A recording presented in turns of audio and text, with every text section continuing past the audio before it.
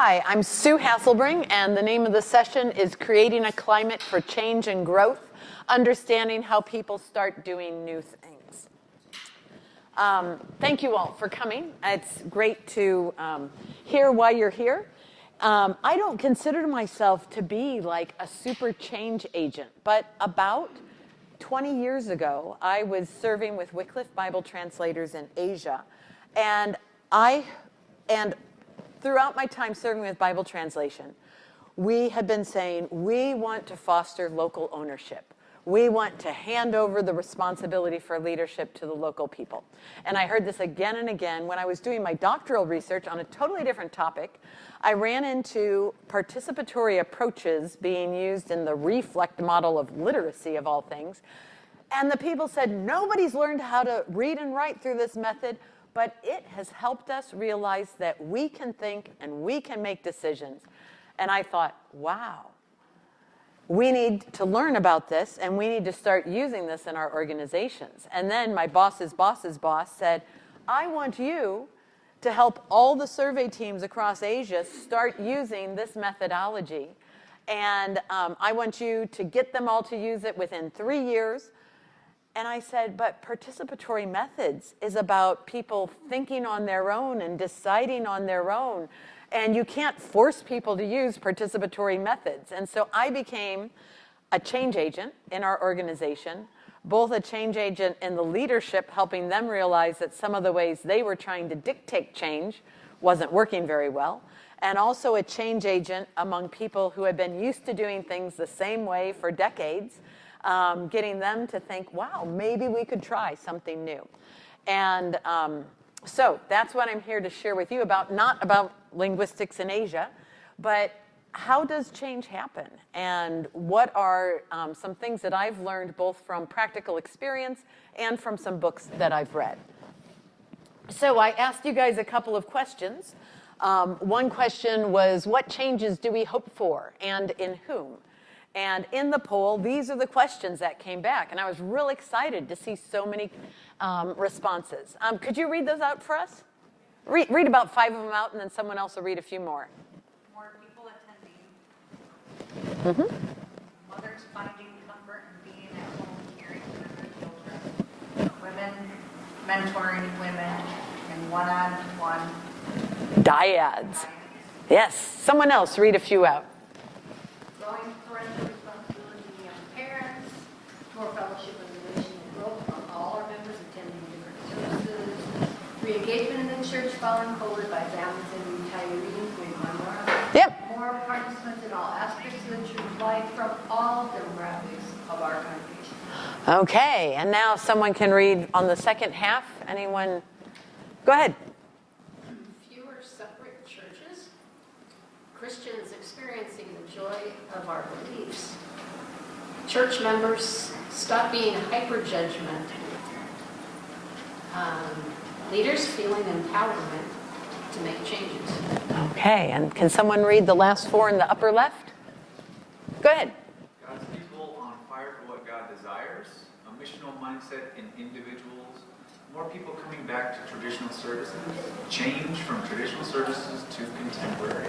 I thought it was great that one of them was like a dynamic opposite that people, and it's okay, right? Because in different contexts, we don't all need the same change. So yeah, come on in, you're welcome. Is this the board leadership?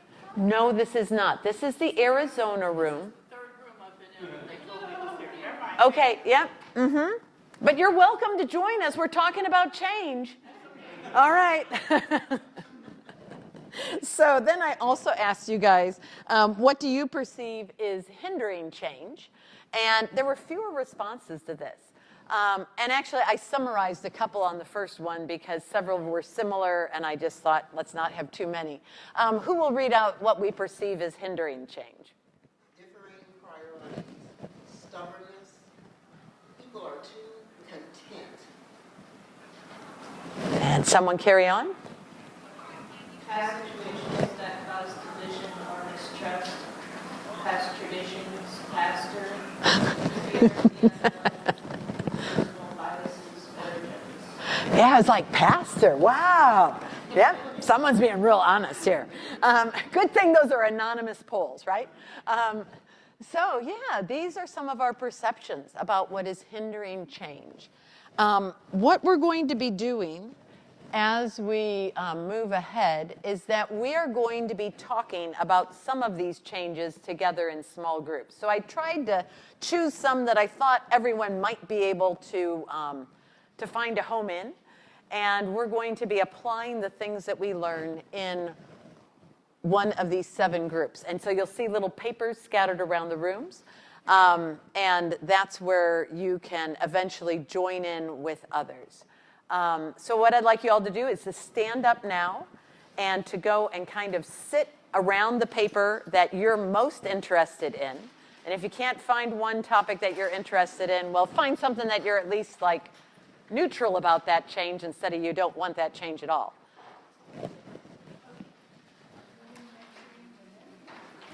Women mentoring women in one-on-one dyads, right? So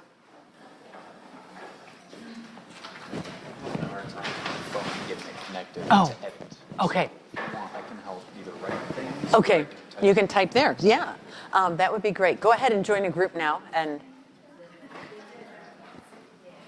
are we finding places? And we don't have to have someone in every group. Are you guys doing God's People on Fire for God? Okay, that's good. Is everyone finding a place to be at home?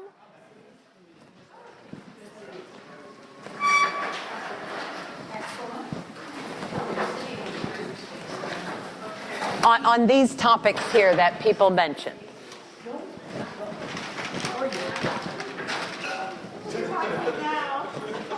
More fellowship, and are you guys going to be more fellowship and relational growth? All right, that's great. Okay, so we've got, that's good.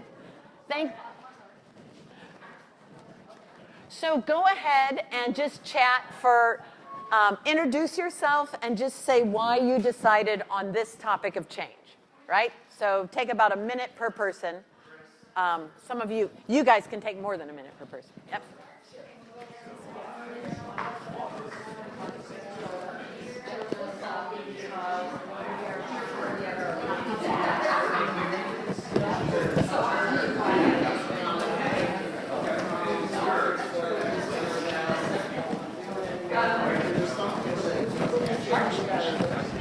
Hi, we're talking about change. Are you looking for a specific one? No, I'm just going around. All right, well, you're welcome to join us if you'd like. We've had 3 people come in and think we were the board place, and we're not the board place today, so.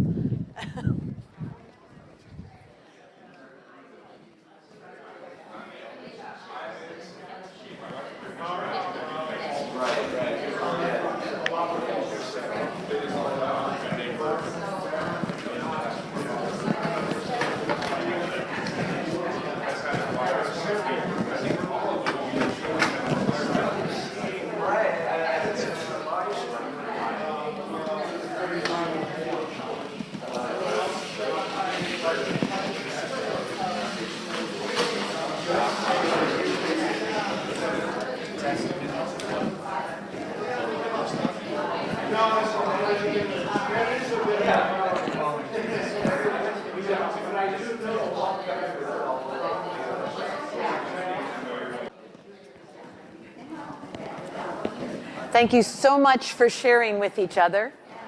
The things that I'm going to share today come from 2 different books that I...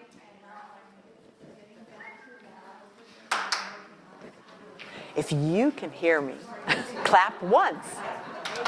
If you can hear me, clap twice. If you can hear me, clap 3 times. Thank you very much. It's great to see you all getting excited about these topics. And thank you for sharing with each other and getting to know each other better. The things that I'm about to share come from 2 books. One is called Diffusion of Innovations, that was first published in the 1960s and was revised 5 times. And the last edition came out shortly before Everett Rogers passed away in 2006. It is an amazing book. It's really thick, But it's really readable. And so if you want to learn about change, I would encourage you to read it. It's not a Christian book, okay, but it talks about how change happens. And it has lots of examples of so many different types of change.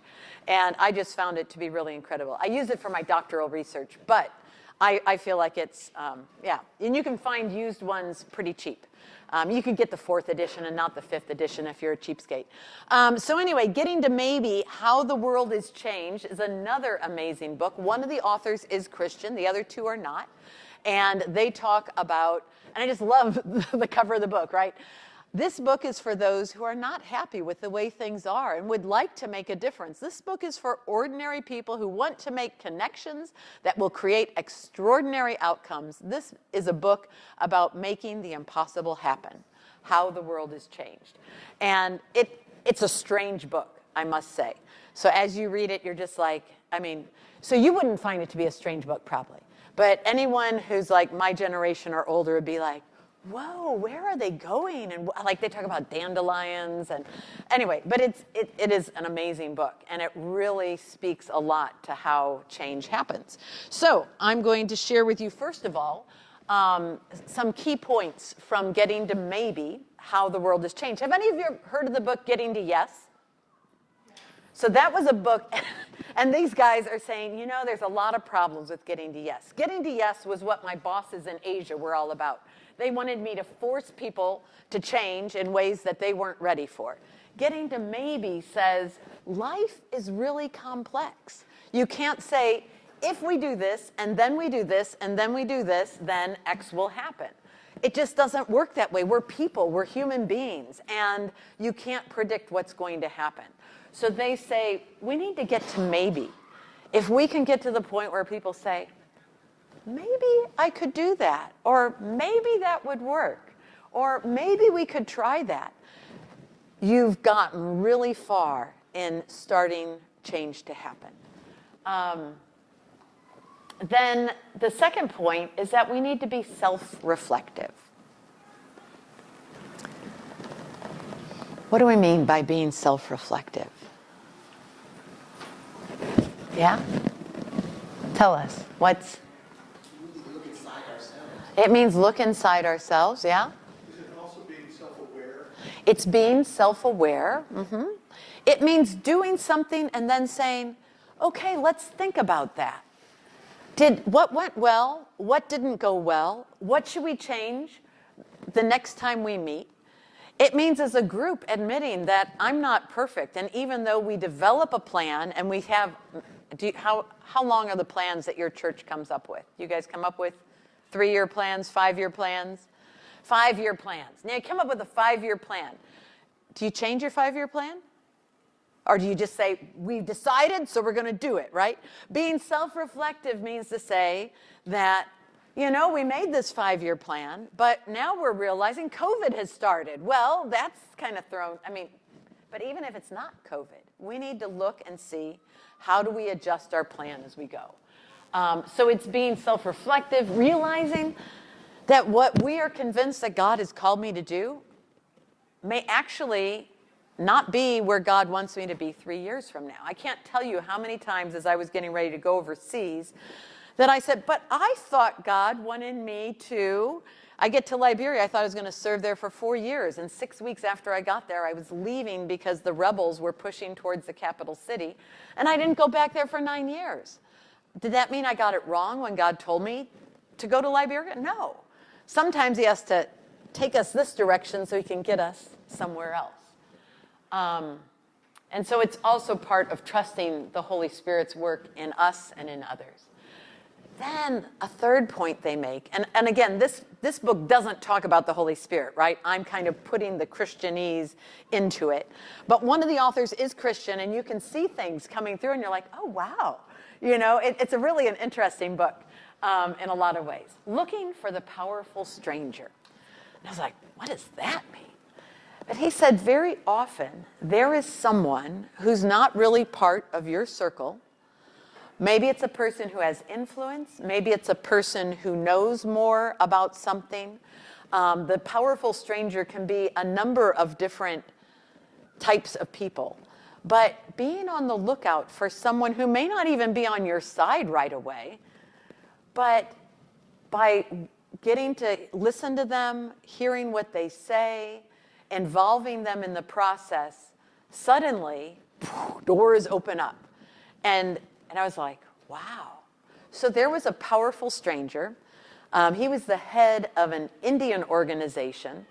And it was really amazing because even though my boss in our very Western organization told me he wanted to do this, the Western leaders were not open to the change that I was trying to bring. But this Indian man was. And he said, I want you to come and I want you to teach these young new members about this. And after they attended this 2-week course, they said, do our leaders know what you've been teaching us? Because I asked them at the end, how will things be different in your life and in your organization as a result of this training you got? And they're like, and suddenly it hit them that this was like a radical change. And they're like, do our leaders know what you've been teaching us? Because they recognized that it was going to shake things up. And I said, yes, it was your boss who asked me to come. He's like, but does he realize the impact of this? And I said, well, you go talk to, no, you should talk to him for us. I said, just go and talk to him. If there are problems, you can involve me in a conversation with him. But of course, he was totally on board, and it was really amazing. And he really helped bring change even more broadly in other countries as well. And he didn't look very powerful, actually. He was the most gentle man, the most gentle leader I've ever met. Relaxing in the flow. So they talk about how sometimes as you're bringing change, all of a sudden things start moving faster than you ever expected. And it's like, whoa, I'm in a canoe and I'm in the rapids and all I can do is barely keep steering, and I'm not doing anything to make it move ahead. And there are times like that. And then there end up being times that you have to be ready for as well, where the change process just suddenly goes backward. It seems like all the progress you made has suddenly collapsed, and you're just like, and we know this, right? We know as we live out our Christian lives, we know that we're going to face suffering. We know that it's not all smooth sailing. And so this book says, be ready for one or the other of these to happen. And sometimes you're going super fast and suddenly, there's a brick wall. And then you can be totally discouraged and throw everything in. And he's like, no, go back to being self-reflective again and see what you can learn. As I've shared these, what Bible stories come to mind? Can you think of any examples? I think the powerful stranger reminds me of the Good Samaritan. He was generally outside the circle, but we all know who he is and what he did. Yes. And nobody expected him to be the one, right? They expected it would be the priest or the Levite. Any others of these that you can think of an example from God's Word?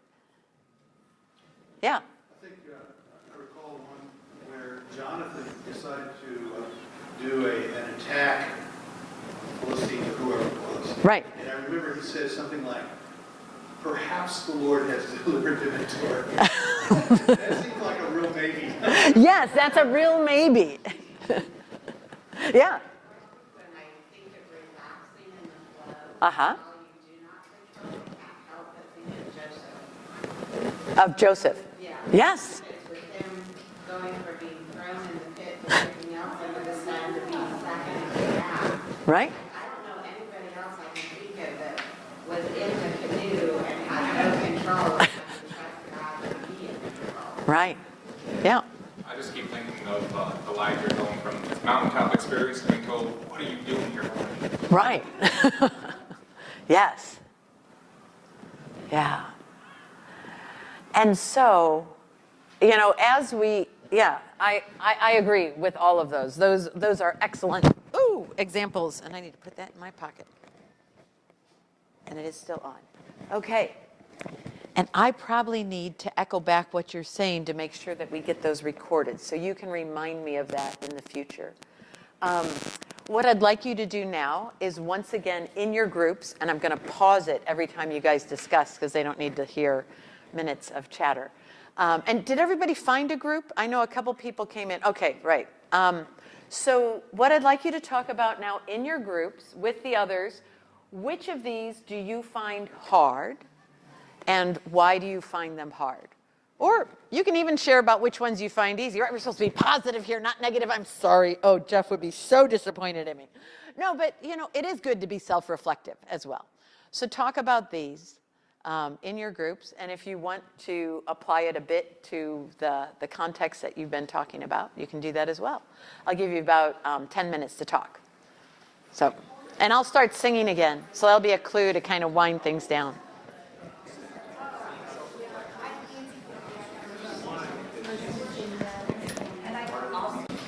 Maybe if you know, just Okay. nice way of saying no, that isn't hard. Yes. So you're noticing that for some people, when they say maybe, they actually mean no, and giving you a soft letdown. Okay. So that makes believing that maybe is good is a bit hard. What else?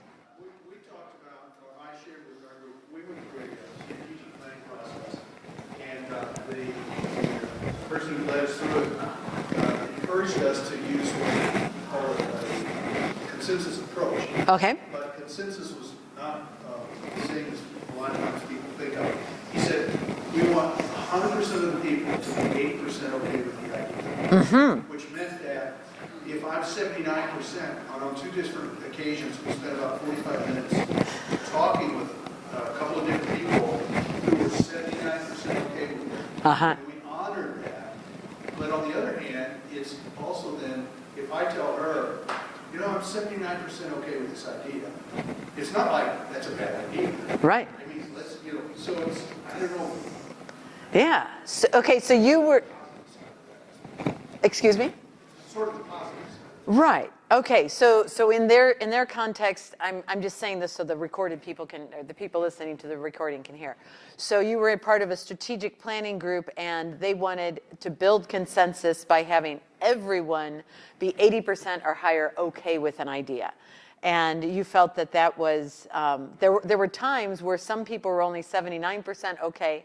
And because of that, the group said, all right, we don't have consensus, we're not moving ahead. Which is kind of like maybe, but kind of not. All right, other thoughts about any of these? Why they were hard, or why they're challenging for you as you're leading change? A real quick one. Sure. Being relaxing in the flow. Uh-huh. I used to think I hate control freaks, and then I realized I'm one. Okay. Yeah. So we all realize. I mean, as much as we may hate control freaks, all of us want control to some extent or another. And that makes relaxing in the flow very difficult. Other thoughts on why some of these are hard for us as we're leading change? Yeah.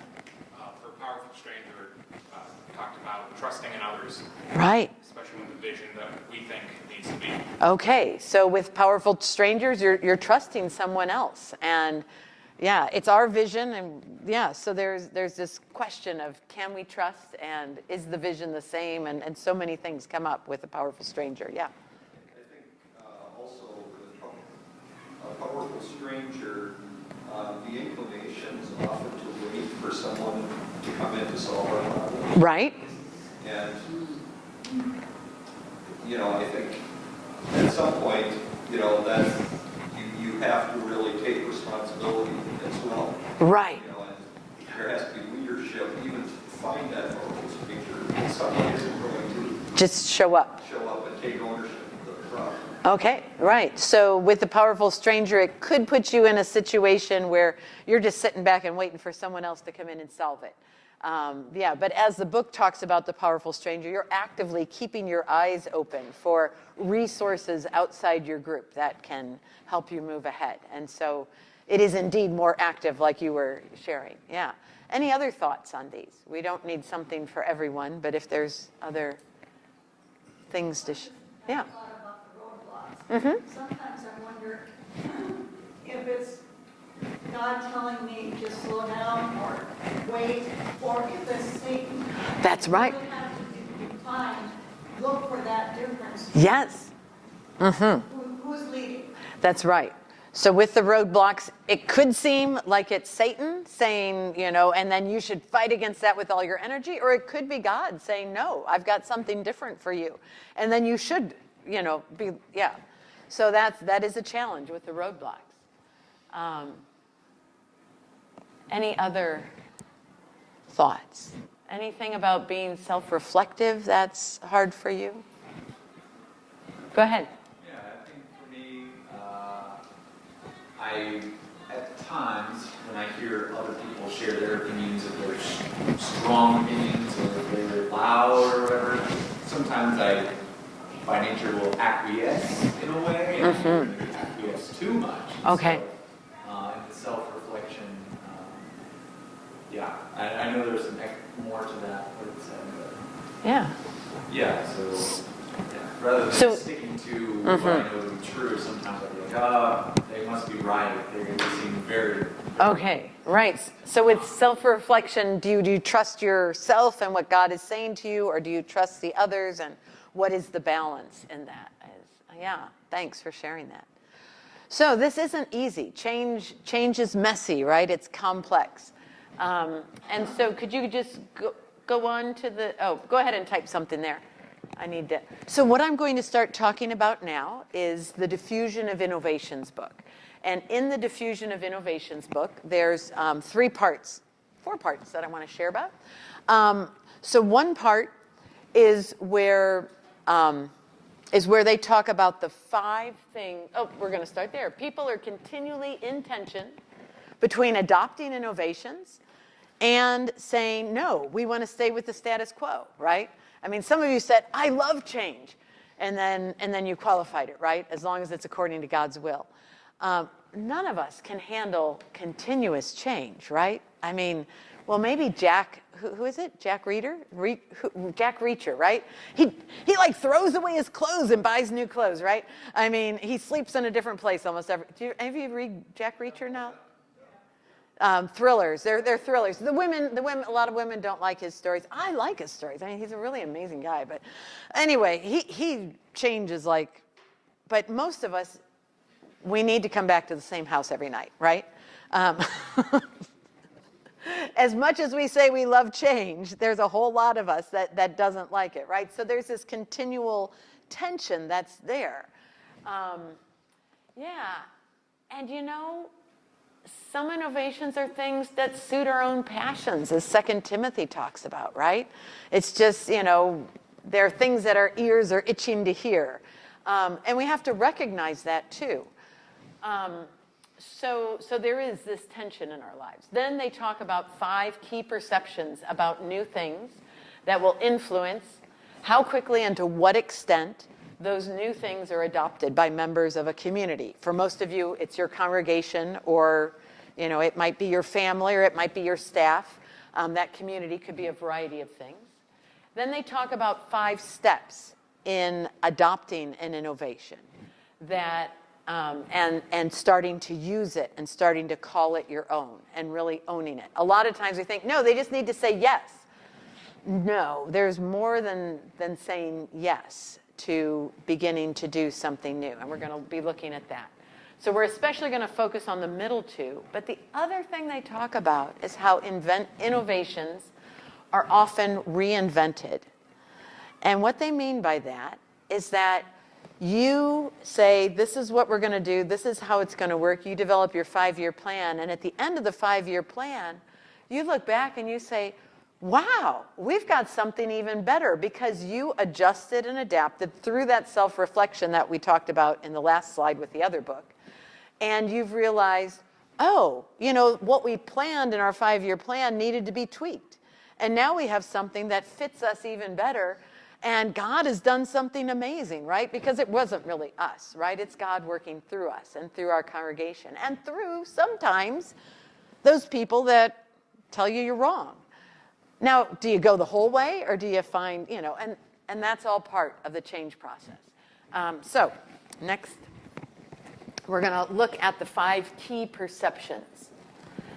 So what they say is that people are more likely to be willing to do something new, or to adopt a new hymnal, or to, these things can be ideas, they can be things, or they can be ways of doing things. And if it's relatively advantageous to them, if the advantages and benefits outweigh the disadvantages and costs, people are going to adopt it more quickly. If people perceive it's relatively advantageous, it's not necessarily whether it is, which is a really interesting thing. In the book, you can read all about things where, and then is it compatible? Does it fit into how people are already doing things? If it is totally different, people are less likely to be willing to do it. But if they say, oh yeah, that fits into my time schedule, that fits into this or that, that's not that different. And so this is where helping people see how the change and what makes it compatible for us who are Christians, right? Well, if we can see Jesus and the disciples doing it, right? If we can find examples there, or if we see how it fits into our, into whatever part of our life, we're more likely to say, okay, well, go ahead. If it's not complex, if it seems too complex, then it'll be slower. Now, this doesn't mean if any of these are not fully advantageous or fully compatible or fully not complex, it doesn't mean you shouldn't do it. It just means you'll have to put more energy in, and it'll take a longer time, and you'll meet more resistance. So you have to evaluate these and either already start adjusting your plan to make it more compatible, or you need to be ready that it's going to take. It's not going to be something where it's one and done. You're going to have to really, it's going to be a process. So then trialable. This is really interesting. If they can try it first without going the whole way, they're more likely to adopt it. Like cell phones, right? You could say to someone's like, oh, I need to call somebody. And back in the day, before everyone used cell phones, you said, oh, just use my phone, right? And they might look at it a little bit, but then they're like, oh, well, that was easy. Maybe I should get one, right? So if they can try it somehow, then they're more likely to adopt it more quickly. And if they can observe how other people are using it already. That may mean going to visit a congregation that's already doing something more like what you're thinking.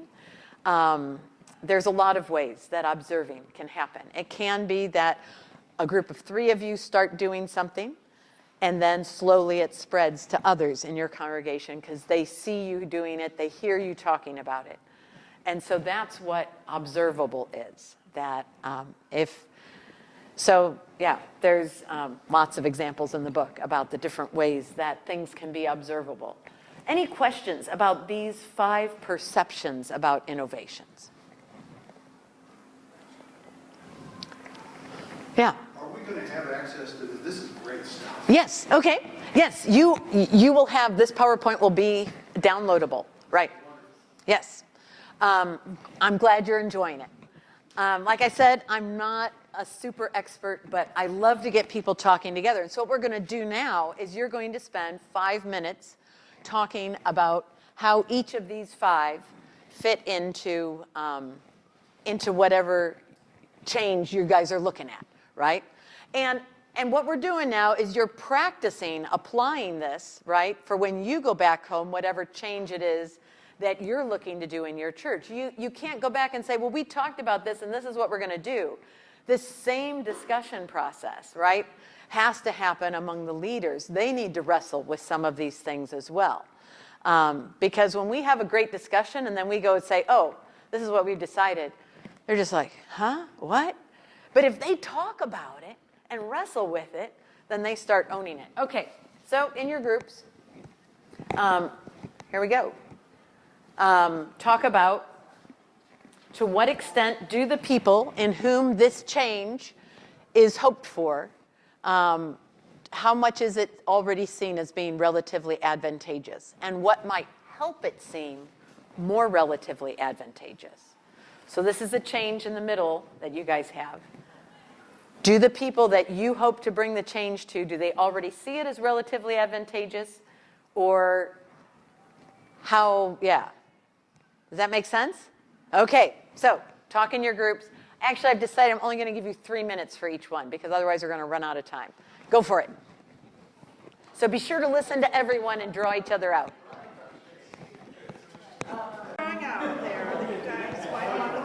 Go on to talk about compatible, okay? You guys can move on to talk about not complex if you're done. You can, yeah. We keep moving through. Think now about how this change could be shown to be not very complex. Or how complex is it, and what do you need to change to make it seem less complex? Now talk about to what extent do the people in whom change is hoped for see this change as something they could try out? What might help it to seem easier to try it? And finally, think about how it could be made observable. How could you help others to see some people doing this so that they might do it as well? I forgot to turn this on as I went through the next step. The groups first shared back their questions and comments. They said that observing other churches and their own history can be really helpful. They talked about how, let's see, and then I shared about the 5 steps in adopting or rejecting innovations, that there's a step of knowledge, and people need to definitely become aware of the change. They may or may not need to know how to make that change, and the theory is probably less important for most of the people. Then people need to develop an opinion, and that opinion can go up and down and back and forth over time. Eventually they make a decision, but that doesn't actually bring the change into happening. They also need to implement it. And that usually requires some additional how-to knowledge as they implement it. After that, they will either confirm or reject the decision that they've made. And sometimes you'll have a small group that rejects it and moves to another church, while others stay on with the church and confirm it. Or sometimes you'll need to make changes in the decision because there are some that say, this really isn't working. Different people in the congregation will be at different points, at different times. They won't all move through the 5 steps together. Some steps can happen simultaneously, and the type of encouragement that's needed depends where a person is. And so you need to be aware of where is this person. A lot of times with both the knowledge and the developing an opinion, it's really important for one-on-one conversations to happen. Some of the awareness knowledge can be done through newsletters and bulletin announcements, but a lot of it really requires, especially the opinion part, requires one-on-one conversations. And for each change, it's different. Some steps may be harder or easier. For example, for some decisions, the opinion is going to be the big hurdle to get over, bringing people on board and helping people to come to agreement. Other times, the implementation will be really hard because perhaps the change requires a lot of finances, or it might require a lot of training, or it might just require a lot of hard work.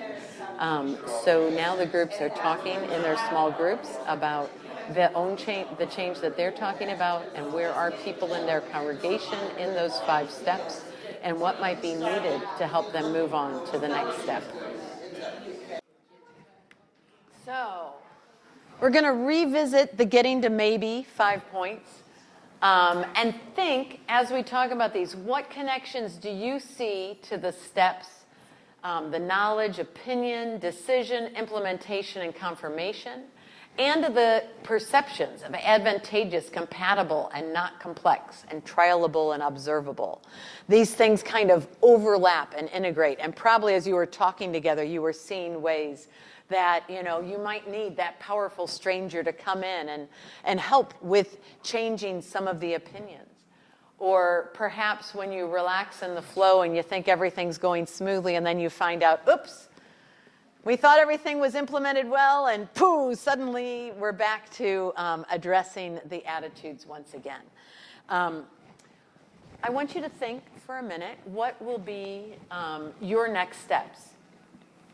What do you want to remember? What are you going to take away? Who are you going to talk to and introduce some of these things to? Just take a minute in your notebook to say, hey, this is what I need to do next.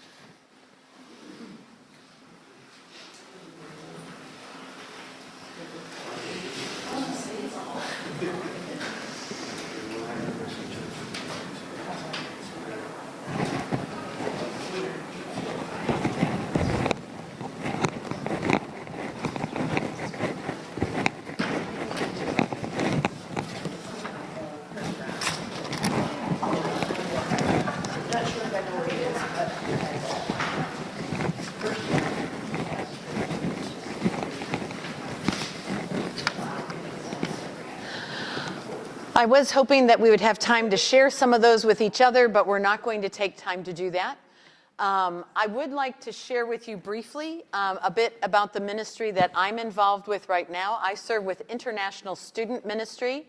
We encourage people to reach out to students from around the world who are studying in the U.S. Many of them come from China, India, Pakistan, and the Middle East. And we would like to see them reached with the gospel message. If your congregation is near a university, I would love to talk with you about how you guys could get involved in reaching out to students at the international students at the university nearest you. We have this brochure called Getting Started with International Friendships. It's appropriate for people doing immigrant ministry as well as international student ministry or any cross-cultural ministry. You can pick one up as you go. I have this brochure that tells a little bit about me and gives you my contact information as well as a little bit of information about international student ministry. And if you would like to be the friend of an international student, these bookmarks are there. We believe that for families to say, hey, I would be willing to go to the university that's 20 minutes from my house, pick up a student, bring them to my home once a month. Whatever I'm doing at home, whether I'm baking bread or planting my garden or fixing my car, I would invite them into what we're doing in our lives as a family, or take them to our grandkids' basketball game. And, just show them a taste of American life. And then as we develop that relationship, share our faith with them. So that's what I'm engaged in my ministry. I'd love to talk with you about that as well. I'm here to answer any questions you have. Thank you all for your great participation. May God bless you during the rest of the conference.